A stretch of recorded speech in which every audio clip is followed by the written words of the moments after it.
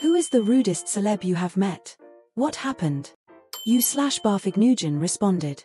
I used to live in the same city as Tommy Lee Jones, and there was a point in time where if you worked in the service industry you either had your own story about him or knew someone who did. I have a few of my own. Celebrity or not, he is, hands down, one of the rudest people LVE ever come across. Very demanding and hateful. He looks down on service workers and treats them like shit, but at the same time expects them to simultaneously 1. Know who he is, 2. Not acknowledge who he is, but 3. Give him special treatment because of who he is. U/not always just responded. BJ Novak. I used to cook bartend at a local dive bar when I was in college. He came and did a comedy set for the students. He bombed, it was awful. After the show, I went in for the late night shift. As I'm standing there behind the bar clocking in and getting ready to head back to the kitchen, in walks BJ and sits down at the bar looking completely bummed. Our main bartender goes over to talk to him. He sneered at our menu and asked for things that he knew we would never have. This was where the broke college kids and even more broke townies drank. The fact that we offered more than one vodka was a miracle. He finally picked something and the bartender asked to see his ID. Keep in mind that this is a college town bar. We carded everyone that ordered a drink, regardless of how old they looked. There were signs saying this in about 8 different places. BJ lost it. He completely blew up on our bartender, cussing him out and saying things like, "Do you know who the fuck I am? I'll buy this place and fire the whole fucking staff." Our bartender knew exactly who he was but was quick enough to say, "You look like some sort of off-brand Seth Meyers. Either show me your ID or get the fuck out." He did eventually show his ID and went to sit in some corner. Every now and then he'd make a rude comment to a server walking by. When he tried to order another round, the bartender cut him off and kicked him out. U/Jack Parrish responded. Robin Williams was amazing. I was graveyard shift manager in a luxury hotel in a big city and he was a guest with us. He couldn't sleep one night, so he came down to the desk and just hung out and chatted. It was quiet and beautiful at night and he was a pleasure. Talked about jazz and blues and holiday memories and old teachers that still show up in your dreams and lots of other things. He did get an up energy at one point and made us all random balloon animals that were just a cock and balls, but he kept saying stuff like, "And for you, here's a koala." But it was the same cock and balls he had just made twice before. U/Eric_Lassiter responded. The rudest celebrity I ever met was Jack Nicholson. I asked him for an autograph and he growled at me that he only signs autographs for chicks with huge tits. Flip side, nicest celebrity I ever met was Lemmy Kilmister from Motorhead. I was at a bar and he sat down beside me. I was in awe and stammered out, "Let me buy you a drink." He said, "Nah, you can't do that." I was a little dejected and hung my head. He immediately burst out in laughter and said, "Kid, I'm a goddamned rock star. Let me buy you a drink." I then spent the night with Lemmy buying me Long Island iced tea while we talked about 60s British science fiction. U/Ramak1228 responded. I used to work in morning television in Chicago and these were some nice folks I met. Chris Pratt, right after Guardians 1 came out. He was throwing out the first pitch at Wrigley and was nice enough to let me interview him. I'm not an interviewer, I'm a cameraman. The producer was late. Robert Englund, he chatted with a whole bunch of us and told us the importance of drinking a glass of wine. Michael Rooker, he was a gentleman and totally cool with me fanboying over him. Bryan Cranston, met him at an event with my son, he said hello, gave us fist bumps, and took a pic. Regis Philbin, super cool and down to earth. Nick Offerman, a gentleman and was filming Parks and Rec, so he was in full Swanson gear. John Hader, cool, was down to do a bit with us. Chris Hardwick, chatted with me, very nice. Rudest. Pauly Shore was a total dick and couldn't have been less interested with being on our show. U/Grumblecakes1 responded. No surprise, but Bill Cosby. A few months before all the allegations came out, he did a show at the place I worked at. He refused to do sound and lighting checks or even leave his dressing room before the show. When the show started, he came out and berated the sound and lighting guys for about 15 minutes until it was to his liking. It wasn't like a humor thing, it was him basically yelling and the techs while the crowd kinda looked on in horror. He was also a huge dick to all of us crew. My bosses took their job seriously because on a small show like that we might make $5K in profit after all the bills were settled. We had pictures in our lobby of all the past performers. Cosby had performed before, but a few days after the show we took down his picture in the lobby. On a side note, someone stole the picture of Bill Clinton we had hanging up. Zac Brown Band was probably one of the nicest groups to come through while I was there. Was nice and respectful to all us local crew and even invited some of the students that were in the building on stage during sound check to get autographs and hang out for a few minutes. U/thick resolution 1369 responded. My husband used to run high-end boutiques in Miami and Manhattan. He was running a sunglasses watch boutique in Manhattan in 2002 when Diddy and his entourage pulled up in 2 Escalades. A 16-year-old girl who worked for my husband was waiting on him showing him a watch and he asked her to pull more out of the case. She apologized and said store policy was only one item could be out of the case at a time, to which Sean Combs replied, "You take out whatever I tell you to, BH." My husband walked over and told her he'd take over the sale and put the watch away. Diddy goes, "What are you doing?" "I was going to buy that." And my husband told him he wasn't buying anything in his store, talking to his employee like that. And then Diddy said, "Don't you know who I am?" My husband said, "I don't give a FK who you are. There's a sunglass hut on the next block, buy what you want there." And then the whole group left the store in black golf carts. He has vehemently hated Diddy for decades and feels vindicated given recent events. He will absolutely say Jamie Foxx was the best celebrity encounter he ever had and that he was the nicest, most down-to-earth guy. U/Obfuscious responded. Jared Leto is a piece of shit. Aside from being an outright weirdo and an awkward human being, he is a predator and groomer. He harassed, stalked, and attempted to sexually prey on a friend of mine. When she refused his advances, he turned the dial from 100 to 1000, and mind you, this was a tier 1 meeting and no sexual contact or lead-on from her. When she tried to inject a male friend in the situation, he was vehemently opposed to this. Hundreds of phone calls and texts. Avoid at all costs. Edit. I didn't get on Reddit for a day and am overwhelmed by the comments, so I'll up some questions here. This happened 10+ years ago in a Midwest city. She was approached the day of, or before, I'm not sure, his band was playing, was a bit starstruck by him, and was invited to his show. The situation rattled her, but she made it out of this situation relatively unscathed for how things could have gone. Being who she is, she was able and equipped to handle stuff like this. However, it has always bothered me that any woman younger, more impressionable, or in a different state of mind could have quickly been taken advantage of and assaulted in much worse ways. As a man, this gave me a lot of perspective and made me a lot more diligent about being aware of my surroundings when I am in public and with my woman friends. Be careful out there. Not everyone has bad intentions, but make sure you are safe. U/Giraffe called Kevin responded. I have some clients that interact with celebs and I get fun stories. One client is a private pilot. He said the loveliest he's flown is Green Day. Like, he just went on and on about how sweet and genuine and thankful they are. He said Mike Pence was extremely polite, a true gentleman even though he can't stand his politics. He said Ariana Grande was a raging cunt and literally one of the worst people he's ever met. Trashed his plane. Insanely rude and demanding. He refuses to fly her anymore. I have a few clients that work in film. My God, do they love working with Nicolas Cage. Very professional and extremely personal. Likes to have deep conversations and connect with everyone on set and remembers everyone's names. I love hearing Nic Cage stories. U/boom_chica_chica responded. Many years ago, I had a chance meeting with actor Sean Penn in Paris. It was late night, and he was all by himself at the hotel bar in the lobby. I happened to be in the bar as well. I recognized him, just approached and said hello and told him that I admired his work. He asked me take the seat, and then we spoke about things for about 5 to 10 minutes, maybe more, but I don't remember, as I was in absolute awe of a major Hollywood star. He was polite and seemed interested in my views as he listened to them. I felt like I could have stayed for some more time. However, I thought it's best not to overstay my welcome, so I got up and I thanked him for his time and left.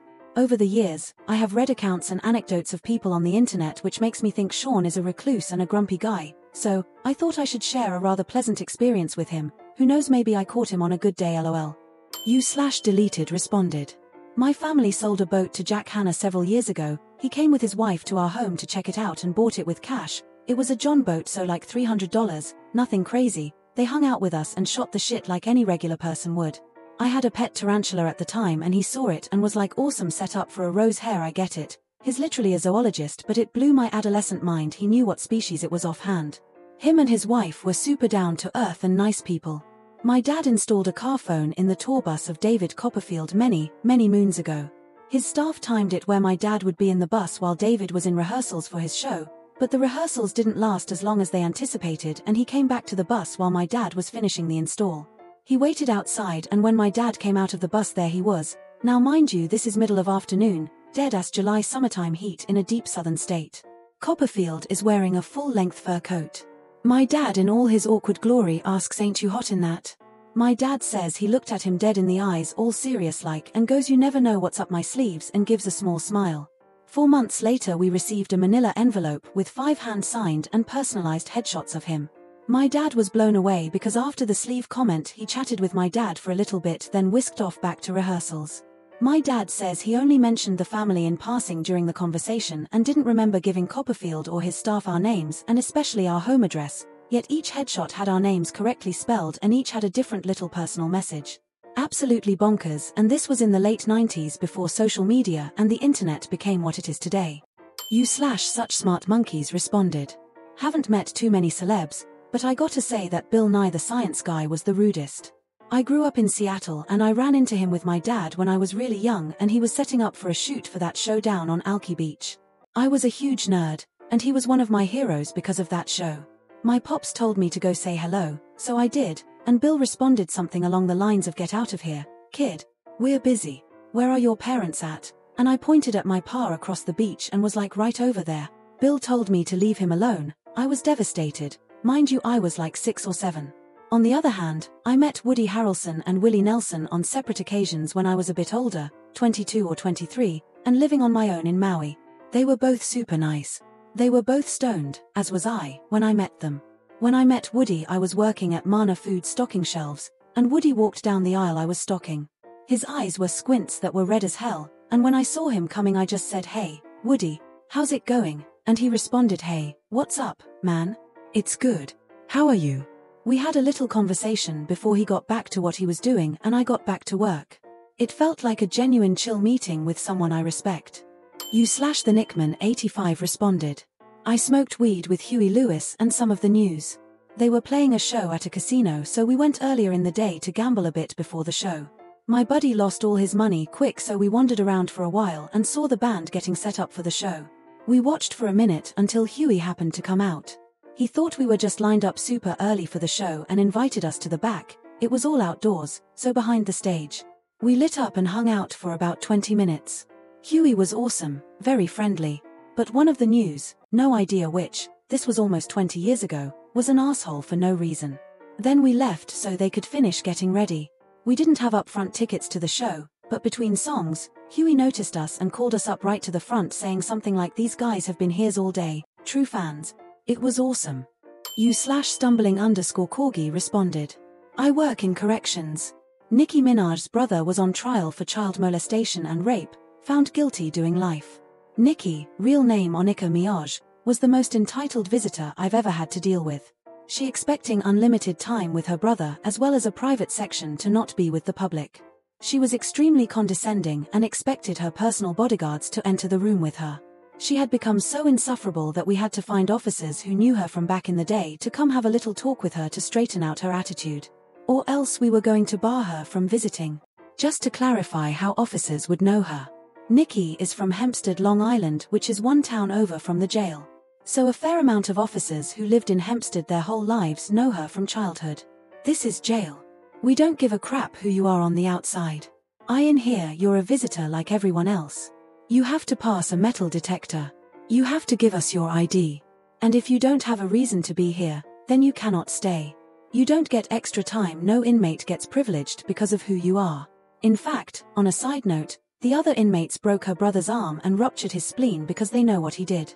So overall, my experience with her was not positive. And if I never run into her again, that would be just fine.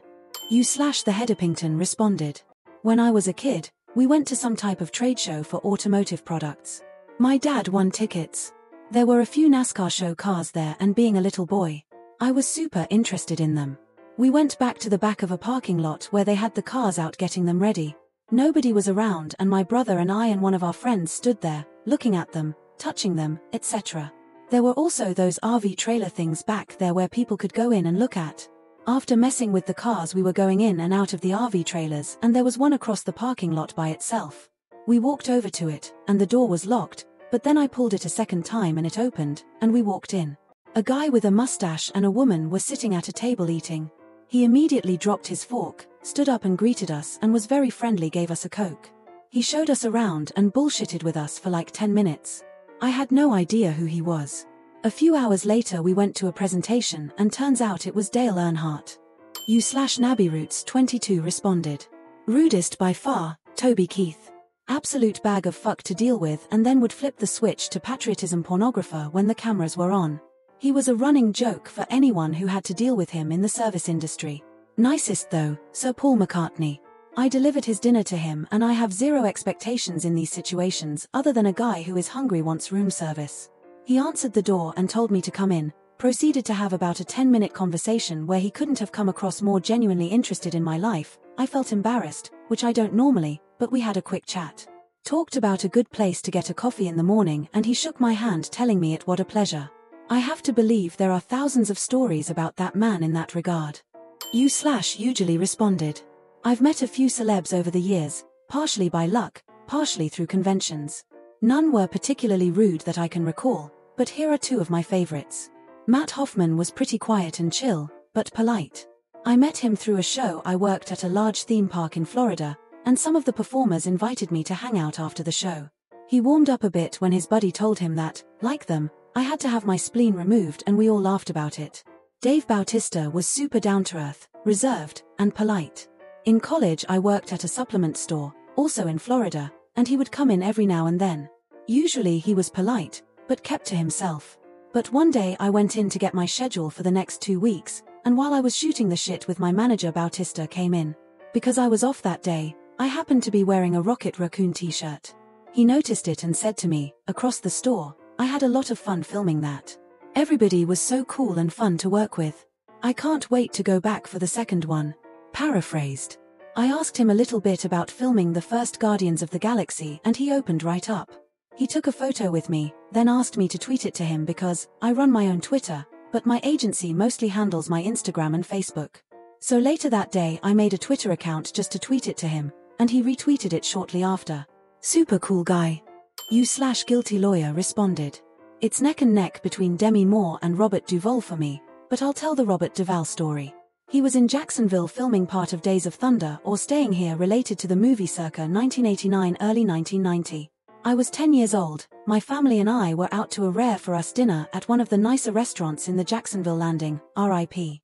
My dad, a huge Godfather, Illinois fan, immediately recognized him, leaned into the table, and excitedly but quietly said to my mom, "That's Robert Duvall, from The Godfather." He saw my parents look over and made a nasty face. Waved the waiter over and whispered something to him. The waiter shook his head and Robert Duvall became visibly angry and slammed his fist on the table. The waiter said something back to him and shook his head again, and then Robert Duvall stood up, threw some money on the table, and left. I can only assume that Robert Duvall was an incredible asshole to the waiter before we got there, because the waiter later came over with a bottle of wine for my parents and said, "Compliments of Mr. Duvall. He overpaid." On the way out my dad and the waiter chatted for a few minutes, and on the way home in the car my dad told my mom that Robert Duvall tried to get us kicked out because my dad recognized him and he didn't want to be bothered. All we did was look in his direction. U/this_picture 4590 responded. I was at JFK Airport in New York City, waiting out a layover, when something surreal happened. I was just standing there, minding my own business, when I realized the guy standing right next to me had that iconic face tattoo. At first, it didn't register because he was dressed in regular clothes and seemed like just another traveler. But then it hit me. That's Mike Tyson. What really threw me off was how unassuming he looked in person. For a guy who's known for being one of the most dangerous fighters in history, he wasn't as big as I imagined. But even though he wasn't as tall as I expected, he was built like a brick wall. He was wide and solid, the kind of guy you know could flip a switch and go into full beast mode if needed. The moment I figured out it was him, it was like a switch flipped for everyone around us too. All of a sudden, people started flocking toward him. Nobody really said much, there was just this weird, starstruck energy. People were hovering nearby, pulling out their phones to snap pictures, but no one had the guts to actually start a conversation. It was kind of bizarre, but Tyson handled it like a pro. He stayed calm, didn't try to slip away or act irritated. He was just cool with the attention, like this sort of thing happens to him all the time, which, let's be honest, it probably does. What really blew my mind was the fact that he was completely alone. No security, no entourage, Just Mike Tyson casually hanging out at the airport like he was any other guy waiting for his flight. You'd expect someone like him to have a full team with him, but nope. He was flying solo, which somehow made the whole situation even more surreal.